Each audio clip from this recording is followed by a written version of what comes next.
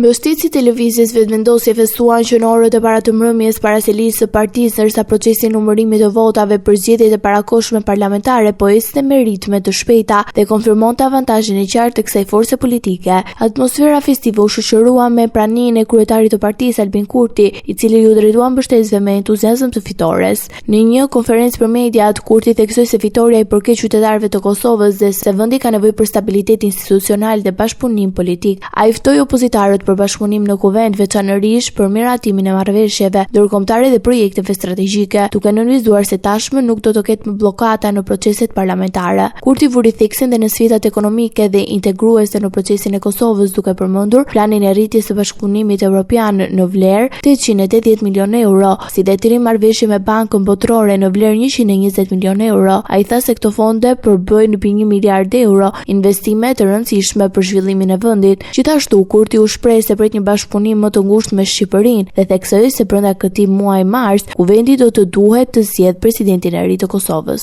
Sipas rezultateve nga numërimi i 2.557 kutive të votimit, lëvizja vetëvendosje ka siguruar 49.30% të votave. Në vend të dytë rënditet Partia Demokratike e Kosovës me 21.01%, ndërsa e treta Lidhja Demokratike e Kosovës me 13.59%. Në këto rezultate vetëvendosja fiton 56 mandate në kuvend, 8 më shumë se në zgjedhjet e 9 shkurtit. PDK siguron 23 mandate, LDK 15 dhe AAK 6, ndërsa partitë e minoriteteve si zakonisht kanë 20 mandate. Kurti ka rritur mbështetjen me mbi 33.000 vota, ndërkohë që ende pritet të numërohen votat e diasporës, ato me kusht. Humbësia e madhe e këtyre zgjedhjeve konsiderohet LDK. Kryetari i saj Lumir Abdigjiku pranoi humbjen pas publikimit të rezultateve dhe deklaroi se do të analizoj situatën politike dhe elektorale, pa përjashtuar mundësinë e dorëheqjes.